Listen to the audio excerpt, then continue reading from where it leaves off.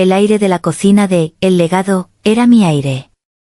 No el que se respira sin pensar, sino el que se inhala con propósito, el que trae consigo el aroma del chile ancho tostándose lentamente en el comal, la fragancia terrosa del epazote fresco y el perfume casi sagrado del chocolate oaxaqueño esperando su turno para fundirse en el mole.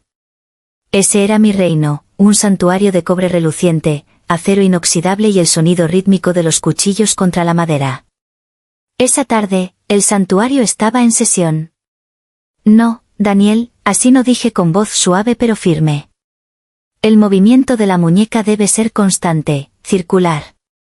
No estás batiendo huevos, estás seduciendo al mole. Tienes que convencerlo de que revele sus secretos. Daniel, mi joven y entusiasta aprendiz, asintió con los ojos muy abiertos, el sudor perlando su frente. Tenía apenas 19 años y un mundo de pasión por la cocina. En él, veía el reflejo de mí misma una década atrás. Volvió a mover la pesada cuchara de madera dentro de la enorme cazuela de barro, esta vez con más reverencia. El mole, una mezcla oscura y compleja que llevaba 37 ingredientes y 3 días de preparación, empezó a brillar bajo la luz, una señal de que la grasa se estaba emulsionando correctamente. Sonreí para mis adentros.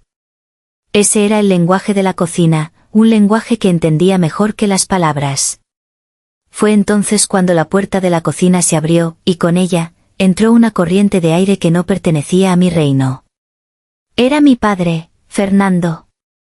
A sus 60 años, todavía conservaba un porte distinguido, pero sus ojos rara vez se posaban en el corazón del restaurante. Hoy no era la excepción.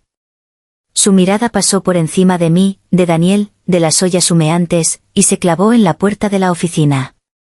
«¿Valeria?», llamó, su voz con un tono notablemente más cálido del que usaba conmigo.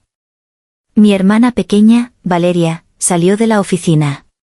Siempre impecable, con su blusa de seda y un maquillaje que ni el calor de la cocina parecía poder derretir. Sostenía una tableta electrónica en la mano. «Aquí estoy», papi dijo con esa voz cantarina que siempre lograba desarmarlo.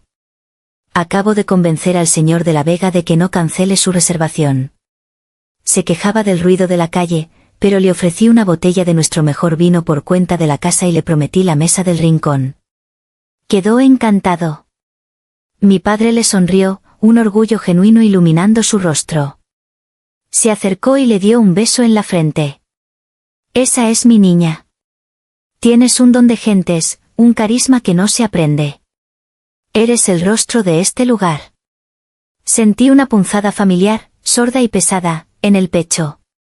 Yo era las manos, el cerebro y el alma de El Legado, la que preservaba las recetas de mi abuela y creaba nuevos platillos que mantenían a los críticos hablando. Pero Valeria, con su encanto fácil y su habilidad para las relaciones públicas, era el rostro. Nunca importó que yo pasara 12 horas al día entre el fuego y el vapor, su hora de charla en el comedor siempre parecía pesar más en la balanza de mi padre. Él se giró y me vio, como si acabara de notar mi presencia. Su sonrisa se atenuó. «Ximena. ¿Cómo va todo por aquí?» «El mole para el banquete del sábado está casi listo», respondí, secándome las manos en el delantal. «Todo en orden».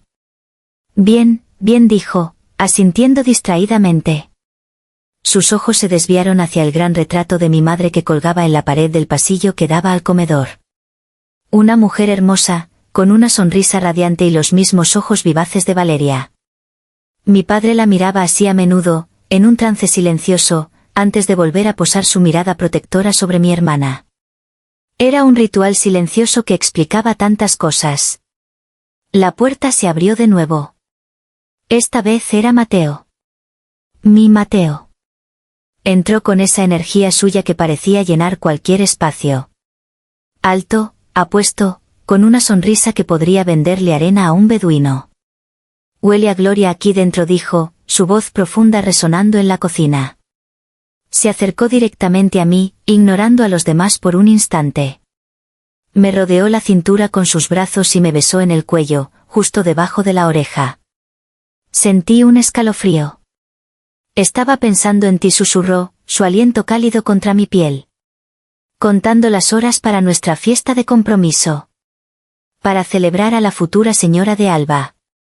Me reí, apoyando mi cabeza en su hombro. Con él, la punzada en mi pecho se disipaba. Él me veía. Él sabía lo que yo valía. No puedo esperar, le respondí, girándome para darle un beso rápido en los labios. Va a ser perfecto. Todo contigo es perfecto, mi chef estrella dijo en voz alta, para que todos oyeran. Vi de reojo a mi padre, que asentía con aprobación. Mateo era la única elección mía que parecía haberle gustado de verdad. Y vi a Valeria, que le sonreía a Mateo con una familiaridad que, por un segundo, me pareció extraña. Pero la sensación se fue tan rápido como llegó. Era mi hermana. Era mi prometido. Estábamos a punto de celebrar nuestro futuro. ¿Qué podría salir mal? La memoria es una cocinera traicionera. A veces te sirve platos exquisitos de momentos felices, y otras, te obliga a tragar bocados amargos de un pasado que preferirías olvidar. Mientras planeaba la fiesta de compromiso, mi mente, sin que yo se lo pidiera, decidió servirme uno de esos bocados amargos. Fue un recuerdo de hacía casi 10 años, pero el sabor de la injusticia estaba tan fresco como si hubiera sido ayer. Yo tenía 23 años y acababa de ganar mi primer premio importante, el Joven Talento Culinario del Estado. Era un reconocimiento que me había costado sangre, sudor y noches en vela perfeccionando un platillo. El restaurante estaba lleno para la cena de celebración. Amigos, familiares, algunos periodistas locales. Yo me sentía flotar. Por primera vez, sentía que mi trabajo, mi arte, era validado de una forma que iba más allá de las paredes de nuestra cocina. Mi padre incluso había pronunciado un brindis torpe pero sincero, y yo tenía el diploma enmarcado sobre la mesa principal, como un trofeo. Valeria, que entonces tendría 19, había estado extrañamente callada toda la noche. Se había quejado de un dolor de cabeza, había puesto mala cara a las fotos. Yo, en mi nube de felicidad, no le di importancia. Pensé que solo era uno de sus típicos berrinches para llamar la atención. Y la llamó. Vaya que sí la llamó. Justo cuando el fotógrafo del periódico local se acercaba para tomar la foto oficial, Valeria se levantó bruscamente. Al hacerlo, su brazo tropezó, accidentalmente, con una botella de vino tinto que estaba sobre la mesa. La botella se volcó en un arco perfecto, derramando un torrente rojo oscuro directamente sobre el diploma y la parte delantera de mi impecable filipina de chef. El silencio fue total por un segundo, roto solo por el sonido del vino goteando al suelo. Y luego, el caos. Pero no el caos de la gente corriendo a ayudarme a limpiar. No. El caos lo protagonizó Valeria, que se llevó las manos a la boca y soltó un sollozo desgarrador. ¡Ay, no! Ximena, lo siento tanto. Soy una estúpida. ¡Qué torpe soy! Y se echó a llorar. No eran lágrimas silenciosas. Era un llanto de tragedia griega, sonoro, dramático, que hizo que todas las cabezas del restaurante se giraran hacia ella. Mi padre se levantó de un salto, pero no corrió hacia mí ni hacia el diploma arruinado. Corrió hacia Valeria. Ya, mi niña. No pasa nada. Fue un accidente, le decía, abrazándola mientras ella sollozaba en su hombro. Arruiné la noche de mi hermana, gimoteaba. Siempre lo arruino todo. Mi madre, que aún vivía en ese entonces, se acercó a mí con un paño húmedo, intentando limpiar el desastre con una mirada de resignación. Pero toda la energía de la sala, toda la atención, se había desviado. La celebración de mi logro se había convertido en el drama de la torpeza de Valeria. El fotógrafo, incómodo, bajó la cámara. El momento se había roto. Más tarde, cuando todo se calmó, mi padre me encontró en la cocina, mirando la mancha púrpura que se extendía por el diploma como una enfermedad. No te enojes con tu hermana, me dijo, sin mirarme a los ojos. Ya sabes cómo es ella, es muy sensible.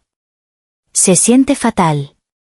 Ella arruinó mi noche, papá, dije en voz baja, la ira y la decepción luchando en mi garganta. Vamos, Ximena, no seas tan dura. Fue un accidente. Además, tú eres la fuerte. Siempre lo has sido. Tienes que entenderla, ceder un poco. Eres la hermana mayor. Tú eres la fuerte. Tienes que ceder. Eres la hermana mayor. Esa había sido la banda sonora de mi vida. Yo era la roca, la responsable, la que podía con todo. Y por eso, se esperaba que aguantara todo. La irresponsabilidad de Valeria, su dramatismo, su necesidad constante de ser el centro del universo. Y yo había aprendido a hacerlo. Había aprendido a tragarme la frustración, a limpiar los desastres que ella dejaba, a ceder. Porque era la costumbre. Era el papel que me habían asignado en esta familia. El recuerdo se desvaneció, dejándome con un regusto amargo en la boca. Sacudí la cabeza, como para espantar un fantasma. Eso era el pasado. Ahora las cosas eran diferentes. Tenía a Mateo. Él era mi equipo, mi socio. Él no me pediría que cediera. Él estaría a mi lado. Me repetí eso una y otra vez, como un mantra, mientras terminaba de revisar la lista de invitados para la fiesta. La fiesta que, estaba segura, marcaría el comienzo de una vida donde yo, por fin, no tendría que ceder nunca más. Las semanas previas a la fiesta de compromiso fueron un torbellino de actividad. Degustaciones de vino, pruebas de menú, llamadas a la florista. Quería que todo fuera un reflejo de nosotros, de nuestro amor, elegante, lleno de sabor y auténtico. Mateo se mostró entusiasmado, participando en las decisiones, aunque a menudo delegaba los detalles en mí. Tú tienes el toque mágico, mi amor. Confío en ti ciegamente, decía, y yo me sentía halagada. Pero en medio de ese torbellino, empecé a notar pequeñas grietas. Fisuras diminutas en la fachada de nuestra felicidad perfecta. Al principio, las ignoré. Eran cosas sin importancia, fáciles de justificar. Mateo y Valeria pasaban más tiempo juntos en la oficina. Cuando preguntaba, la respuesta siempre era lógica. Valeria me está ayudando a diseñar una nueva campaña de marketing para el restaurante, decía Mateo. Mateo tiene unas ideas geniales para atraer a un público más joven, decía Valeria. Tenía sentido. Eran los dos extrovertidos, los rostros del negocio. Luego estaban los susurros. Los encontraba a menudo de pie, muy juntos, en un rincón del comedor o en el pasillo, hablando en voz baja. En cuanto yo me acercaba, se callaban y sonreían, como si compartieran un secreto divertido. Planeando una sorpresa para la fiesta, decían al unísono, guiñándome un ojo.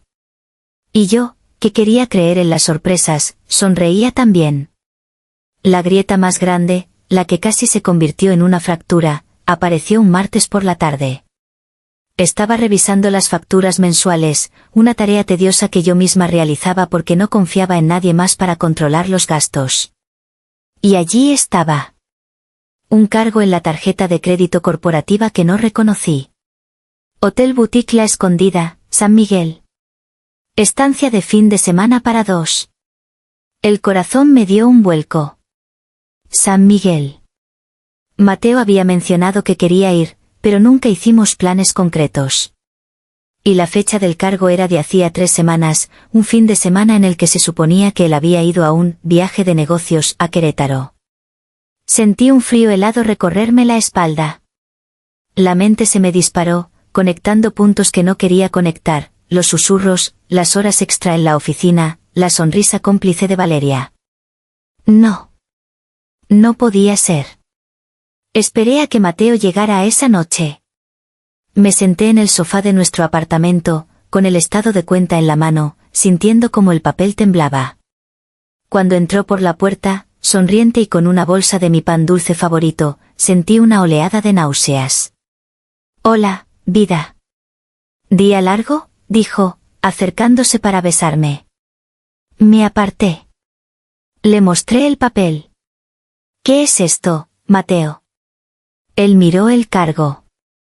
Por una fracción de segundo, una fracción casi imperceptible, vi pánico en sus ojos. Pero desapareció tan rápido que dudé de haberlo visto. Lo reemplazó una expresión de exasperación y luego, de dolor fingido. «Ay, Ximena», dijo, pasándose una mano por el pelo.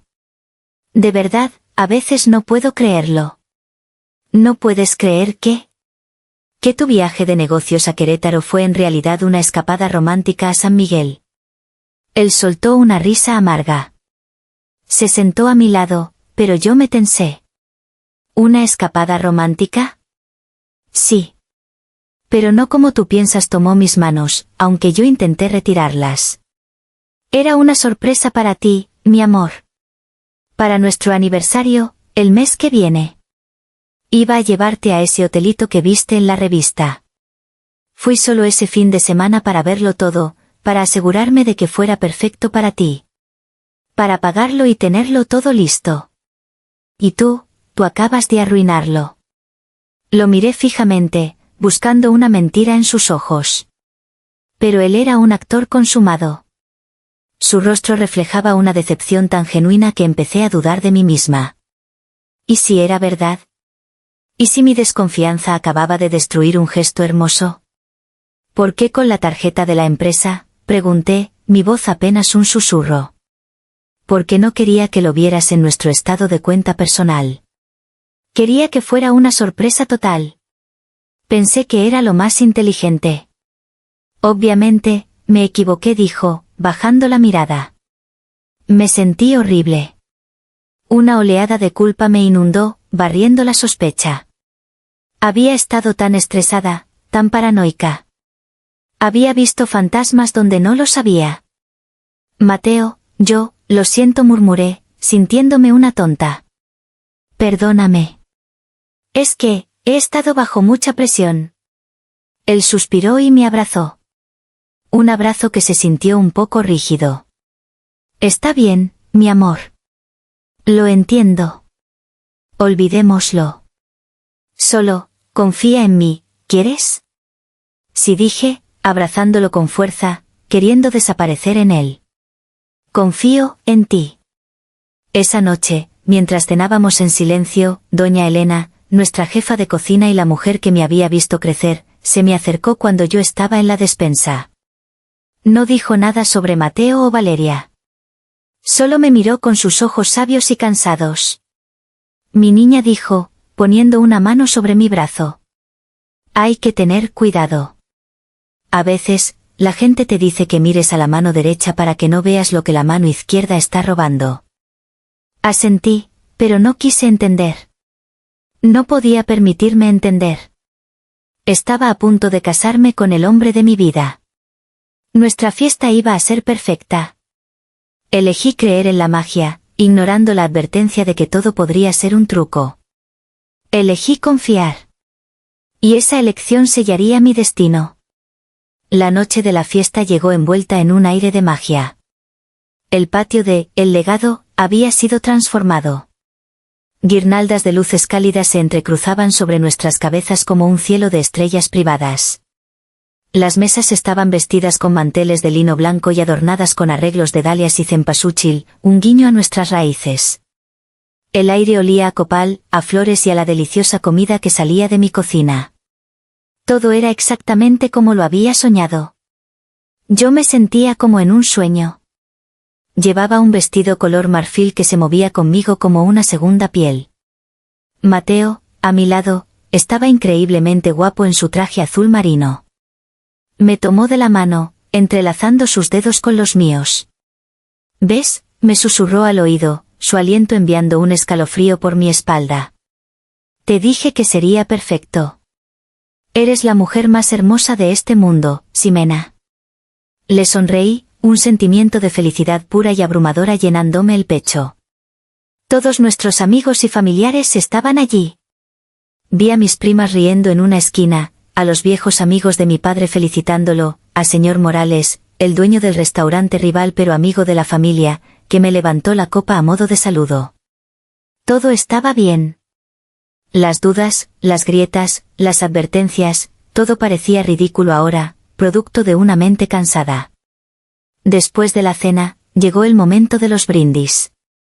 Mateo dio un discurso encantador y divertido, hablando de cómo se había enamorado de mi pasión y mi fuerza.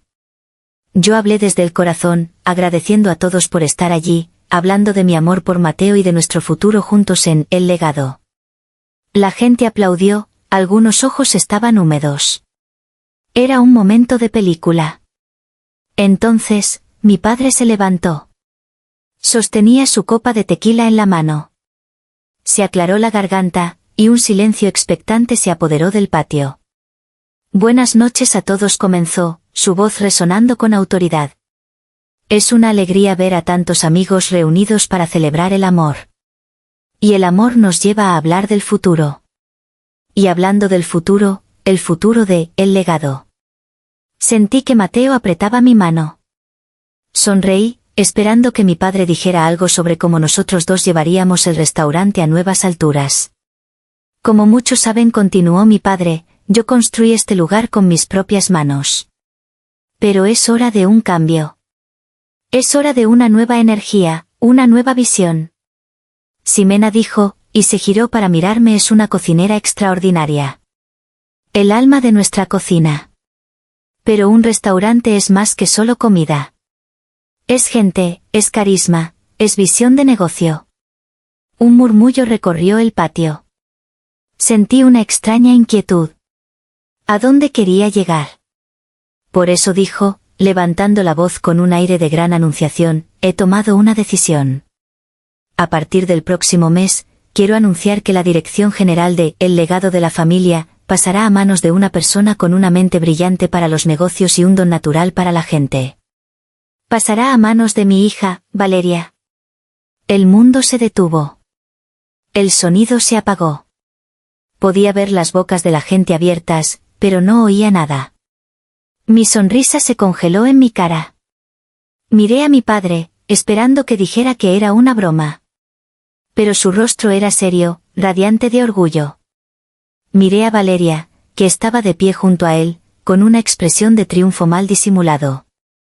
Y para ayudarla en esta nueva etapa, añadió mi padre, como si no hubiera acabado de apuñalarme el corazón, contará con la experiencia en marketing y la visión de un hombre que ya ha demostrado su valía. Su socio será Mateo. El nombre resonó en mis oídos como un disparo. Mateo. Solté su mano como si quemara. Lo miré. Él no me miraba a mí. Miraba a mi padre, con una sonrisa de gratitud. La sangre se me heló en las venas. El hotel en San Miguel. Los susurros. El dinero. Todo encajó en su sitio con una claridad brutal y devastadora. Pero la humillación no había terminado. Faltaba el golpe de gracia. Valeria dio un paso al frente, junto a mi padre. Tomó el micrófono, y luego, tomó la mano de Mateo, que se había acercado a ella. Mi prometido. Tomó la mano de mi prometido. Gracias, papi, dijo, su voz temblando de una emoción fingida. Significa mucho para mí.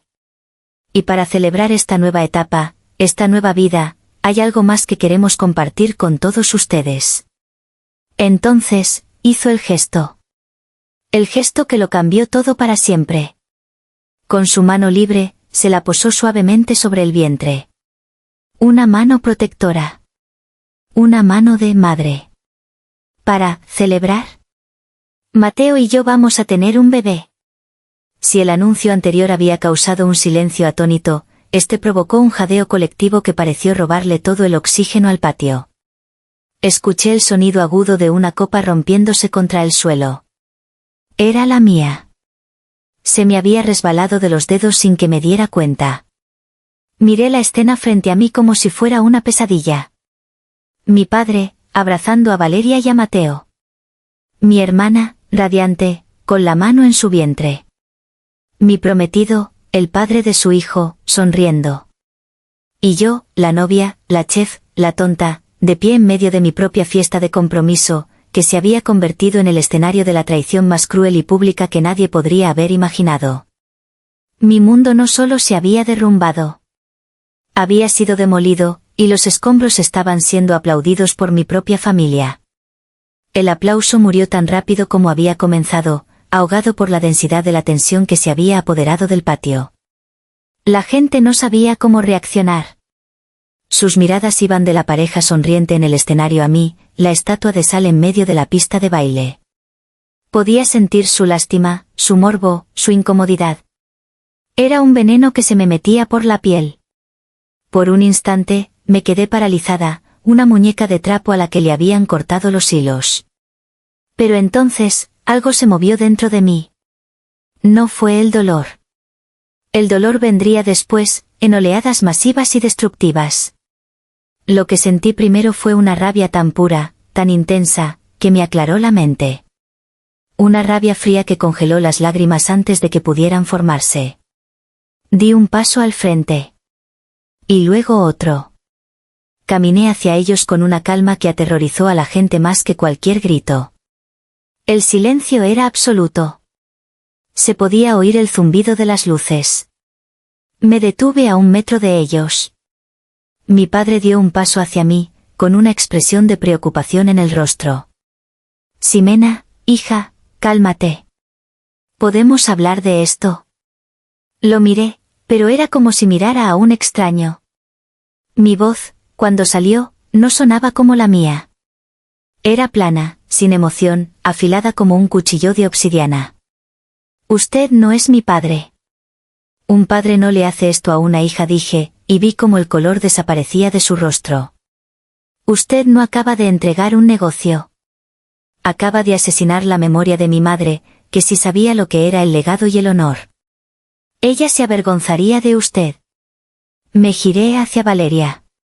Ella retrocedió un paso, su sonrisa triunfante reemplazada por un atisbo de miedo.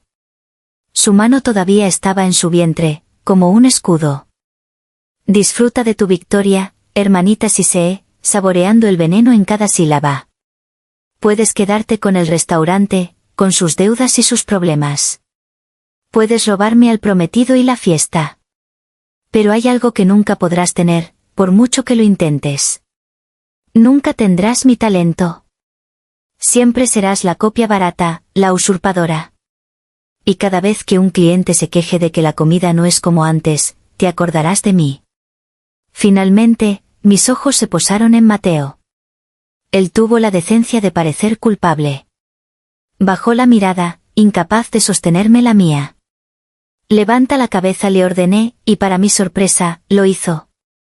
Sus ojos estaban llenos de una lástima patética. Mírame bien. Y grábate esto, un hombre que traiciona por ambición, traicionará de nuevo por conveniencia. Ella, dije, señalando a mi hermana con la barbilla, cree que ha ganado un premio. Pero lo que se ha llevado es a un cobarde sin lealtad. Y cuando se canse de ti, o cuando encuentres a alguien con más que ofrecer, la dejarás como me estás dejando a mí. Un hombre como tú no construye nada. Solo se arrima a quien tiene poder. Y créeme, aquí, el poder se acaba de terminar. Me di la vuelta.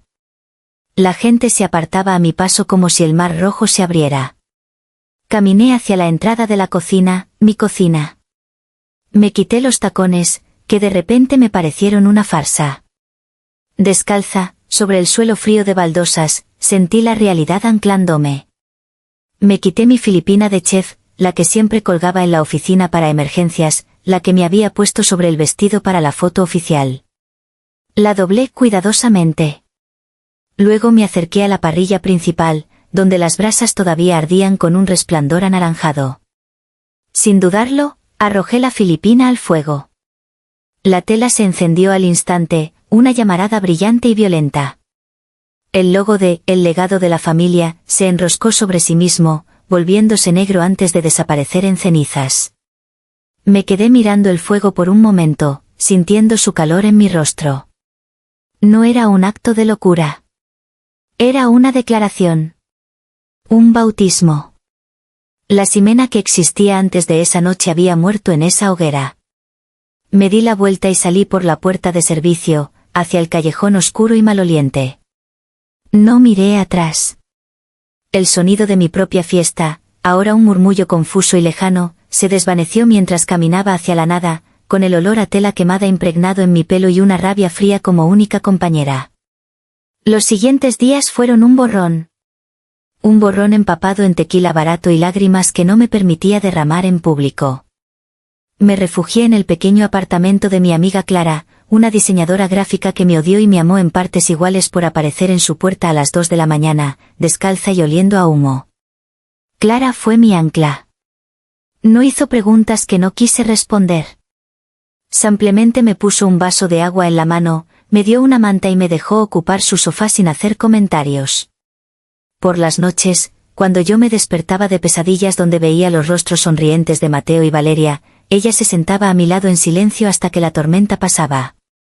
Mi teléfono no paraba de sonar. Llamadas de mi padre, de mi madre de alquiler, la tía Isabel, mensajes de texto de Valeria llenos de excusas y falsas disculpas. Y de Mateo.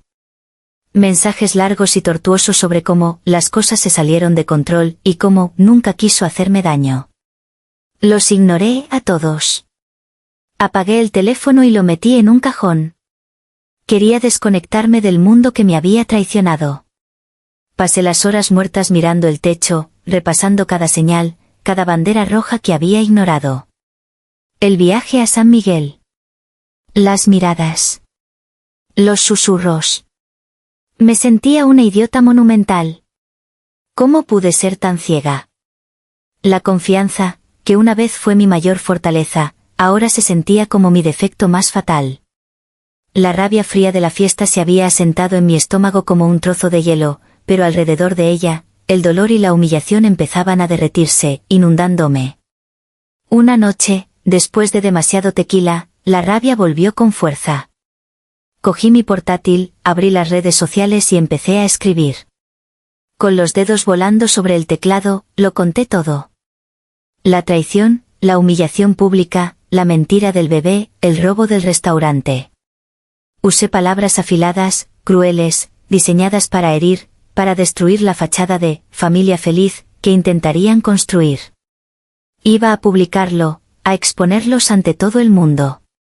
Mi dedo temblaba sobre el botón de publicar. Y entonces, me detuve. ¿Qué conseguiría con eso? Una satisfacción momentánea. Un escándalo jugoso. Pero al final, solo me rebajaría a su nivel. Me convertiría en parte del circo. Borré todo, letra por letra, hasta que la página quedó en blanco. Cerré el portátil y me eché a llorar, por fin. Un llanto amargo, profundo, por la mujer ingenua que había sido. Una semana después de la fiesta, cuando empezaba a pensar que mi vida se había acabado, sonó el teléfono de Clara. Era para mí. No sé quién es, dijo Clara, tapando el auricular. Pero dice que es importante. Se llama señor Morales. Señor Morales. El dueño de Sazón de la Tierra, nuestro competidor más respetado. Un hombre mayor, serio, que mi padre siempre había considerado un rival formidable. ¿Para qué me llamaría? Con una sensación de pavor, tomé el teléfono. Diga, dije, mi voz ronca por el desuso. ¿Ximena? Habla Ricardo Morales. Siento molestarla. Sé que no es un buen momento. No, no lo es, respondí, a la defensiva. Hubo una pausa. Esperaba con descendencia, lástima. Pero su voz fue respetuosa. Escuché lo que pasó, Ximena. Y quiero decirte que es una canallada. Una vergüenza. El talento como el tuyo no merece ser tratado así. Me quedé en silencio, sorprendida por su franqueza. ¿Por qué me llama, señor Morales?, pregunté, mi tono todavía cargado de sospecha. ¿Para regodearse de la caída de mi padre? Escuché una risa suave al otro lado de la línea. Por supuesto que no. Tu padre y yo hemos sido rivales por 30 años, pero siempre ha habido respeto. Te llamo por ti. Te llamo como profesional. He probado tu comida muchas veces. He visto cómo has transformado el menú de El Legado. Tienes el don. Tienes la sazón de tu abuela en las venas, pero tienes una visión moderna que es tuya y de nadie más. Cada palabra era un bálsamo para mi alma herida. Era el reconocimiento que mi propio padre nunca me había dado. Gracias, murmuré, sintiendo un nudo en la garganta. No me des las gracias todavía. Te llamo para hacerte una oferta. Mi jefe de cocina se retira el mes que viene. Quiero que ocupes su lugar. Quiero que seas la jefa de cocina de Sazón de la Tierra. La oferta me dejó sin aire. Era una locura. Ir a trabajar para el mayor rival de mi familia. Era la traición definitiva desde su punto de vista.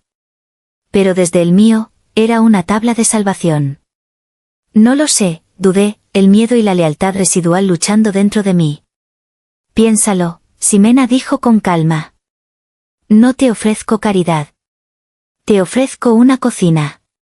Un equipo. Un lugar donde tu talento será el único criterio. Donde no tendrás que pedir permiso para brillar. El lugar que te mereces. Colgué el teléfono con las manos temblando. La oferta era un salvavidas en medio del océano en el que me estaba ahogando. Por primera vez en días, la niebla de dolor se disipó un poco, y a través de ella, vi un camino. Un camino difícil, lleno de resentimiento y miradas acusadoras. Pero era un camino. Esa noche, encendí mi teléfono. Borré todos los mensajes y llamadas sin leerlos. Luego entré a mis contactos y borré 3 números, papá, Valeria, Mateo. Luego, le escribí un mensaje a señor Morales. Acepto. ¿Cuándo empiezo? La respuesta fue inmediata. Mañana. Bienvenida a bordo, chef. Por primera vez en muchos días, sentí algo que no era rabia ni dolor. Era una chispa pequeña, casi insignificante, pero estaba ahí. Era la llama de la posibilidad. La llama de la venganza, pero no una venganza de destrucción. Una venganza de construcción. La venganza de vivir bien. Entrar en la cocina de Sazón de la Tierra fue como aprender a respirar un aire nuevo. Era más grande que la de El Legado, más moderna, pero tenía el mismo corazón palpitante de cualquier cocina de verdad, el fuego, el metal, el caos organizado. El equipo de señor Morales me recibió con una mezcla de curiosidad y respeto. Sabían quién era yo, sabían la historia. No hubo preguntas incómodas, solo un profesionalismo que me resultó increíblemente reconfortante. Los primeros días fueron difíciles. Me movía como un fantasma, cumpliendo mis tareas de forma mecánica. El dolor seguía ahí, un compañero constante y silencioso. Pero el trabajo era un refugio. El peso de un cuchillo en mi mano, el calor de la estufa, la concentración necesaria para filetear un pescado, todo eso me anclaba al presente, alejándome de los recuerdos que me atormentaban. Señor Morales fue un mentor, no un jefe. Me dio total libertad. La cocina es tuya, Ximena me dijo el primer día. Sorpréndeme. Y eso hice. Vertí toda mi frustración, mi rabia y mi corazón roto en la comida. Mis platillos se volvieron más audaces. Experimenté con técnicas que mi padre siempre había considerado demasiado modernas. Creé un mole negro con un toque de café de pluma hidalgo que era profundo y complejo, como mi propio dolor. Diseñé un ceviche con maracuyá y chile habanero que era una explosión de sabor, vibrante y desafiante. Poco a poco, la gente empezó a notarlo. Los clientes habituales de Sazón de la Tierra comentaban sobre la nueva chispa en el menú. Los críticos gastronómicos, que antes me elogiaban en El Legado, empezaron a escribir reseñas entusiastas sobre mi trabajo en mi nuevo hogar. Ximena Flores se libera y encuentra su verdadera voz culinaria, tituló uno de ellos. Cada palabra de reconocimiento era un ladrillo más en la fortaleza que estaba construyendo a mi alrededor. Lo primero que hice al recibir mi primer sueldo fue firmar un contrato de alquiler para un pequeño apartamento en el centro. Era modesto, pero era mío. Amueblarlo se convirtió en mi proyecto. Cada silla, cada plato, cada cuadro en la pared era una elección consciente, algo que me pertenecía y que nadie podía arrebatarme. Era la antítesis de la casa que había compartido con Mateo, llena de cosas que habíamos elegido juntos y que ahora me parecían manchadas. Antes de firmar mi contrato de trabajo con señor Morales, hice algo que nunca había hecho con mi padre, pedí que un abogado lo revisara. Insistí en una cláusula que estipulaba claramente mi control creativo y un porcentaje de las ganancias si las ventas aumentaban por encima de cierto umbral. Señor Morales sonrió y aceptó sin dudar. Así se hacen los negocios, Ximena, dijo. Fue una lección poderosa. La confianza era buena, pero un contrato era mejor. Era mi primer acto real de autoprotección, un músculo que nunca había sabido que necesitaba ejercitar.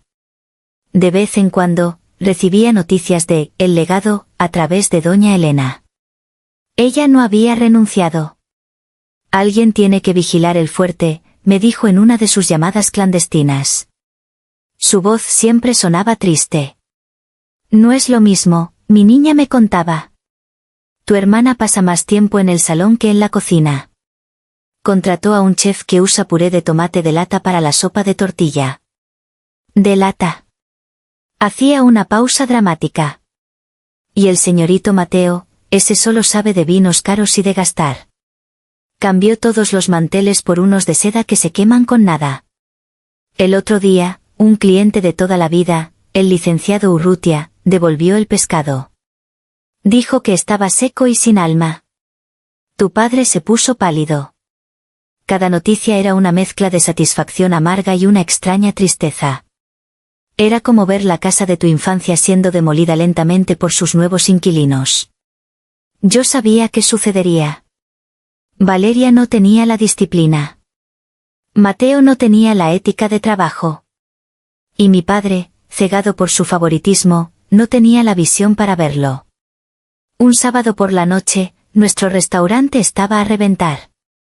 Yo estaba en el pase, cantando las órdenes, sintiendo la adrenalina del servicio. De repente, levanté la vista y lo vi. El licenciado Urrutia, el cliente que había devuelto el pescado en El Legado, estaba sentado en una de nuestras mejores mesas, comiendo mi mole con una expresión de pura felicidad. Me vio, levantó su copa hacia mí y asintió con una sonrisa. En ese momento, lo supe. La balanza estaba empezando a inclinarse. Mi renacimiento estaba siendo construido sobre las ruinas de lo que me habían quitado. Y aún no había terminado. El otoño llegó a la ciudad, tiñendo los árboles de ocres y dorados y trayendo consigo el aroma de la preparación para el Día de Muertos.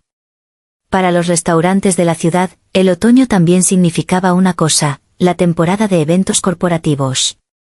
Y el pez gordo, el contrato que todos querían, era la fiesta anual de fin de año de Grupo Textil del Sur, la empresa más grande de la región. Durante los últimos 5 años, sin excepción, El Legado había sido el anfitrión de esa fiesta. Era su contrato más lucrativo del año, una inyección de capital que les ayudaba a superar los meses más flojos del invierno. Yo conocía ese contrato al dedillo. Conocía al director de la empresa, el señor Velasco, un hombre exigente que valoraba la calidad por encima de todo. Y sabía que sus puntos débiles eran un buen corte de carne y un postre de chocolate inolvidable.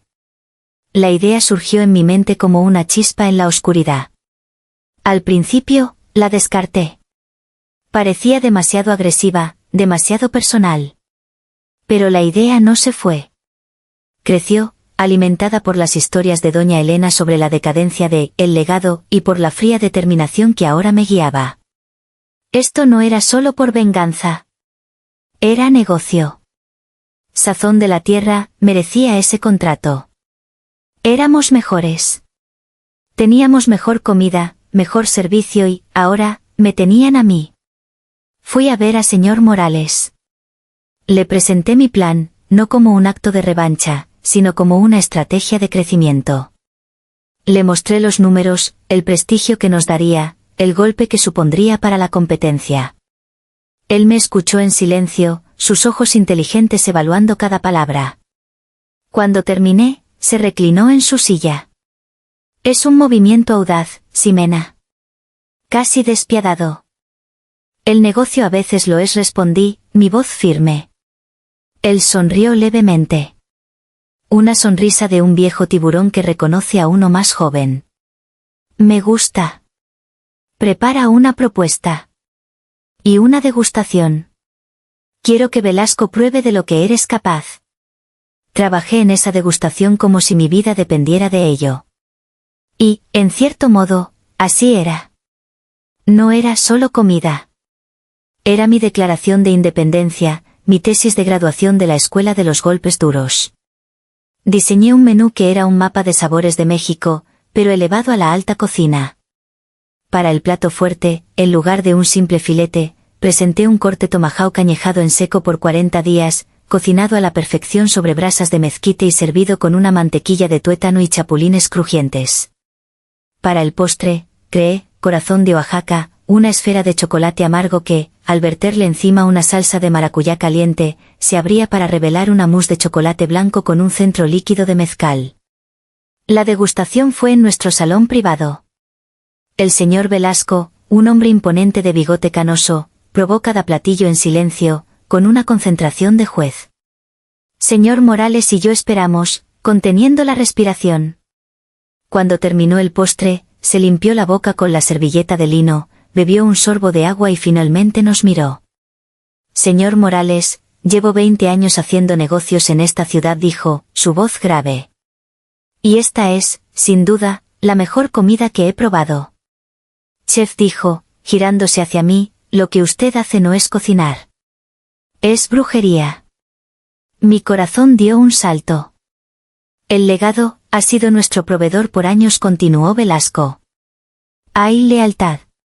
Pero mi primera lealtad es con la calidad que ofrezco a mis empleados. Y esto, dijo, señalando los platos vacíos, es otro nivel. 2 días después, recibimos la llamada. Grupo Textil del Sur nos había otorgado el contrato en exclusiva. La noticia corrió por el pequeño mundo de la restauración de la ciudad como la pólvora. Fue un terremoto. Sabía que para el legado no era solo la pérdida de dinero. Era la pérdida de su joya de la corona, una humillación pública en el campo de batalla donde se suponía que eran los reyes. Esa noche, mientras cerraba la cocina, doña Elena me llamó. Su voz era un susurro agitado. Acaban de enterarse. Tu padre rompió un plato contra la pared. Tu hermana no ha parado de gritarle a todo el mundo. Y el señorito Mateo, creo que es la primera vez que lo veo preocupado de verdad. Dicen que sin ese dinero, no saben cómo van a pagar el aguinaldo de los empleados. Colgué el teléfono. No sentí la euforia que esperaba. No había alegría. Solo una sensación de finalidad fría y pesada. Como un cirujano que acaba de realizar una amputación necesaria pero dolorosa. Había sido un golpe de gracia estratégico. Y sabía, con una certeza absoluta, que acababa de firmar el certificado de defunción del restaurante de mi familia. El legado de mi abuela, en manos de ellos, estaba oficialmente muerto. El invierno se instaló en la ciudad, y con él, el silencio.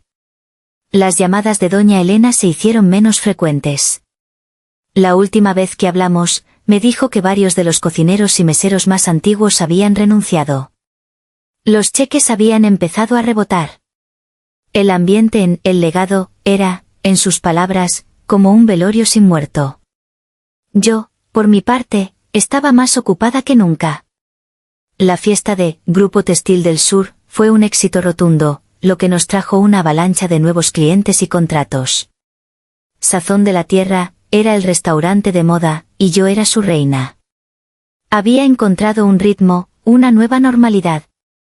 El dolor seguía ahí, en algún rincón de mi ser, pero la mayor parte del tiempo estaba adormecido por el trabajo y el cansancio.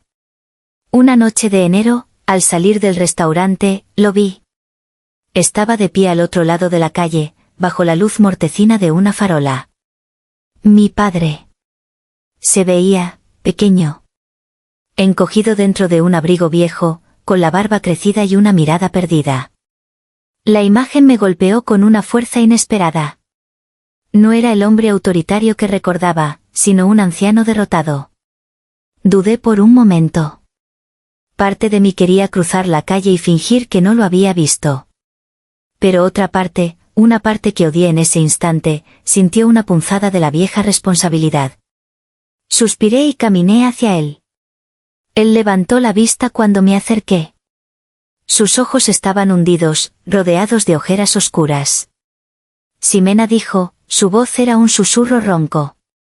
¿Qué haces aquí, papá?, pregunté, mi tono más suave de lo que pretendía. Necesitaba hablar contigo.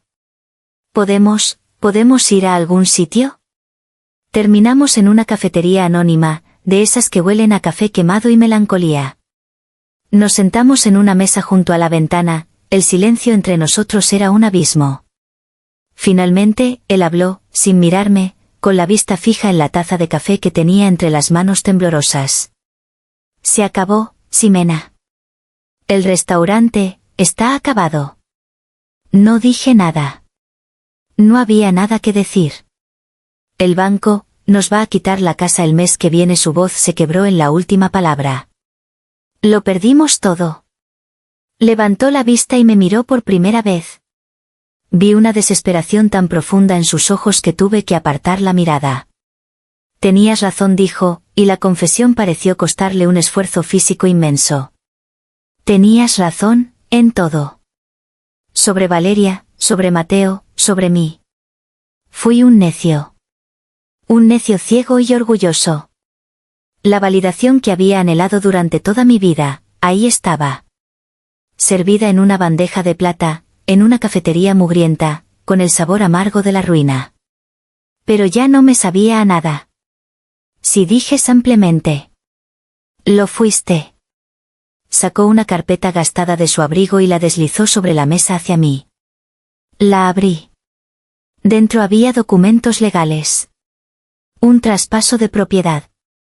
Me estaba cediendo el 100% de El legado de la familia SADCB. Una empresa en quiebra, ahogada en deudas. Un reino en ruinas. Es tuyo, dijo, su voz era una súplica. Todavía puedes salvarlo. Tú, ¿sabes cómo? Siempre lo supiste. Por favor, hija. Ayúdame a arreglar esto. Miré los papeles. El nombre del restaurante, el nombre de mi familia. Se sentía como un chiste cruel. ¿Y Valeria? ¿Y Mateo?, pregunté, con una curiosidad clínica. El rostro de mi padre se contrajo de dolor. Mateo se fue. Hace 2 semanas. Vació la cuenta bancaria personal de Valeria y desapareció. La dejó sin nada. Y Valeria, suspiró, un sonido hueco y roto. Volvió a casa. No sale de su habitación. Está destrozada. Me recliné en mi silla. La ironía era tan espesa que casi podía saborearla. Mis profecías se habían cumplido al pie de la letra. ¿Por qué debería ayudarte?, pregunté, mi voz fría, curiosa. ¿Por qué debería salvar tu error? Porque somos familia, exclamó, con un destello de su antigua autoridad, pero se apagó al instante. Porque tu madre, ella no hubiera querido esto. Mi madre no hubiera querido que me humillaras frente a todos y le dieras mi vida a la persona que se acostaba con mi prometido, repliqué, cada palabra un dardo. No uses a mi madre. Se quedó en silencio, derrotado. ¿Qué hice mal, Ximena?, preguntó, su voz apenas audible. ¿Dónde me equivoqué tanto? Quise decírselo todo. Quise enumerar cada humillación, cada injusticia, cada vez que me hizo sentir invisible. Pero, ¿para qué? Mirándolo, encogido y roto, me di cuenta de que ya no importaba. Cerré la carpeta y se la devolví. No te equivocaste, papá. Tuviste exactamente lo que querías, Valeria a cargo. ¿Cómo te funcionó eso? Me levanté de la mesa. Lo siento. Pero este no es mi desastre para limpiar. Ya no.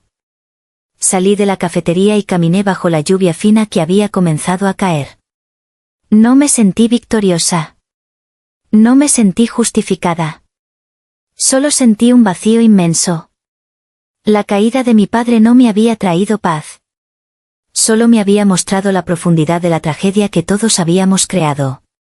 Unos días después de mi encuentro con mi padre, la última pieza del drama llamó a mi puerta, o más bien, a mi teléfono.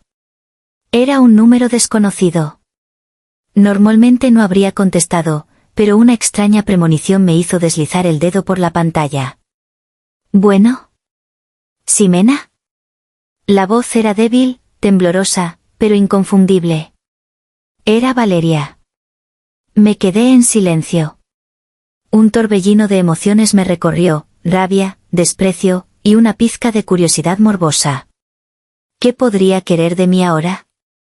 Soy yo, dijo, como si necesitara confirmación. Lo sé, respondí, mi voz era una capa de hielo. Escuché un sollozo ahogado al otro lado de la línea. Ximena, por favor, necesito hablar contigo. Necesito ayuda. Dije, una risa amarga y sin alegría escapándose de mis labios. Ahora necesitas ayuda. Cuando tenías el restaurante, el dinero y al hombre que me robaste, no necesitabas nada de mí. Lo sé. Sé que fui una estúpida, una horrible persona. Su voz se elevó, histérica. Y estoy pagando por ello. ¿No es eso lo que querías? Pues ya está, ganaste. Estoy sola, estoy arruinada y estoy a punto de tener un bebé en un mundo que se me cae a pedazos. Siguió hablando, una cascada de autocompasión y excusas. Que Mateo la había engañado, que mi padre la había presionado, que ella nunca quiso que las cosas llegaran tan lejos. Era una sinfonía de victimismo, y yo era la única espectadora. Dejé que hablara. Dejé que vaciara todo su veneno, su miedo y su desesperación en mi oído. No la interrumpí. No dije una palabra. Simplemente escuché, con una distancia casi clínica, como si estuviera analizando los componentes de una receta fallida. Escuché los sollozos, las pausas dramáticas, las súplicas. Cuando finalmente se quedó sin aliento, un silencio tenso llenó la línea. Esperaba mi respuesta. Quizás esperaba un grito, un insulto, o tal vez, en su delirio, un poco de compasión. Tomé una respiración profunda, calmando el temblor de rabia que todavía vibraba en mis venas. Y entonces, hablé. Mi voz no era la de la víctima humillada ni la de la vengadora triunfante. Era la voz de una mujer que había llegado al final de un camino muy largo. Era la voz de la conclusión. He escuchado, dije, y el sonido de mi propia calma me sorprendió. Cada palabra. Hubo un pequeño sollozo de esperanza de su parte. Y ahora, escúchame tú a mí, Valeria. Y escúchame bien, porque no lo voy a repetir. Las decisiones que tomaste, desde la primera mentira hasta la última lágrima que estás derramando ahora, son tuyas. Las consecuencias, por lo tanto, también son tuyas. Hice una pausa, dejando que las palabras se asentaran. No vas a recibir un solo peso de mí. Ni una llamada de consuelo. Ni una pizca de mi tiempo. El puente que había entre nosotras, lo quemaste tú, y lo hiciste con gusto. Pero, ¿y el bebé? Gimoteó. Es tu sobrino, o sobrina. Es tu sangre. Ese niño o niña es la única víctima inocente en todo este desastre, afirmé, mi voz endureciéndose. Y por esa razón, y solo por esa, me aseguraré de que no le falte nada esencial. Se creará un fideicomiso. Mi abogada se encargará de ello. El dinero será exclusivamente para su manutención, su salud y su educación, administrado por un tercero. Tú no tocarás un centavo.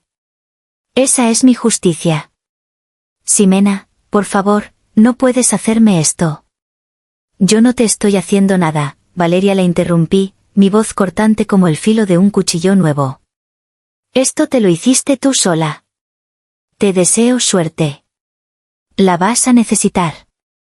Y antes de que pudiera responder, antes de que pudiera soltar otra súplica, colgué. Apagué el teléfono y lo dejé sobre la mesa. No sentí alivio. No sentí alegría. Sentí el peso de haber cerrado la puerta final. Había una finalidad en ese acto, una tristeza profunda por lo que podría haber sido y nunca fue. Pero también, por primera vez, sentí una ligereza. La carga de su drama, de su vida, ya no era mía para llevar. Había cortado el último hilo. Después de la llamada con Valeria, sentí la necesidad de hablar con la única persona en mi familia cuya opinión, en el fondo, todavía me importaba un poco, mi tía Marta, la hermana de mi madre. Ella vivía en otra ciudad y siempre se había mantenido al margen de los dramas de mi padre, pero nos llamábamos de vez en cuando. Era una mujer sensata, la antítesis de la tía Isabel, la hermana de mi padre que siempre pregonaba la unidad familiar a cualquier costo. Le conté todo. El encuentro con mi padre, la llamada de Valeria, la decisión sobre el fideicomiso. Ella me escuchó sin interrumpir. Hiciste lo correcto, Ximena dijo finalmente, su voz tranquila y firme. Hiciste lo justo. Proteger al niño sin permitir que tu hermana se aproveche de ti. Eso no es venganza, es sabiduría. Tu madre estaría muy orgullosa de la mujer en la que te has convertido. Sus palabras fueron como un bálsamo. Venían de un lugar de amor genuino, no de obligación familiar. Pero hay algo que no entiendo, tía, le confesé. ¿Por qué? ¿Por qué mi padre siempre fue así? ¿Por qué nunca pudo verme? Mi tía suspiró. Ay, mija. Tu padre amaba a tu madre con locura. Cuando ella murió, una parte de él se fue con ella. ¿Y Valeria? Valeria es el vivo retrato de ella. La misma risa, los mismos gestos.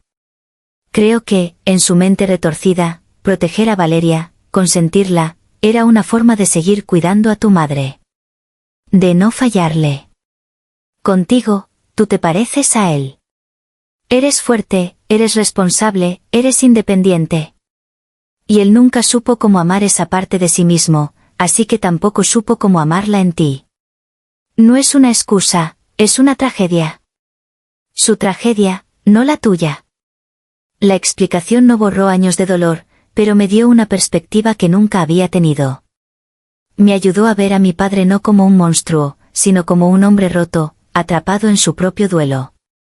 Unos días después, recibí una llamada de un número desconocido. Era mi madre postiza, la tía Isabel. Su voz era un torrente de reproches. Ximena, no puedo creer tu falta de corazón. Tu padre y tu hermana te necesitan y tú les das la espalda. ¿Dónde está tu sentido de la familia? La sangre es la sangre. Antes, una llamada así me habría llenado de culpa. Ahora, solo sentía un cansancio infinito. Tía Isabel, le interrumpí, mi voz tranquila pero inamovible. La familia no es una sentencia de cadena perpetua. La familia se basa en el amor y el respeto. Y en mi familia más cercana, no hubo ninguna de las dos cosas. Yo estoy construyendo mi propia familia ahora, una basada en esos principios. ¿Eso es egoísmo? No, tía. Se llama autorrespeto. Y es la mejor justicia que puedo darme a mí misma. Te pido por favor que no me vuelvas a llamar para hablar de este tema. Colgué antes de que pudiera responder. Fue otro cierre, otra puerta. Estaba aprendiendo a poner límites, a proteger mi paz. Me di cuenta de que la verdadera justicia no era verlos caer. La verdadera justicia era mi propia sanación. Era aprender a vivir sin la necesidad de su aprobación, sin el peso de su drama. Era darme a mí misma el amor y el respeto que ellos nunca supieron darme. Esa tarde, me senté en mi pequeño balcón, mirando la ciudad. Por primera vez, no pensaba en ellos. Pensaba en mí. En el menú de la próxima temporada, en el color que pintaría la pared de mi sala, en el libro que quería empezar a leer. Pensaba en mi futuro. Un futuro que, por primera vez, me pertenecía por completo. La justicia, al final, no era un castigo para ellos, sino un regalo para mí. Ha pasado un año. Un año que se siente como una vida entera. La ciudad sigue siendo la misma, pero yo la veo con otros ojos. El aire huele diferente. Los colores parecen más brillantes. O quizás, simplemente, soy yo la que ha cambiado. Sazón de la Tierra, es más que mi lugar de trabajo. Señor Morales, viendo el éxito que hemos tenido, me ofreció asociarme con él. Ahora soy dueña de una parte del restaurante. Juntos, Estamos planeando abrir un segundo local el próximo año. Un espacio más pequeño, más íntimo, que se llamará simplemente Ximena, cocina de autor. Mi nombre en la puerta.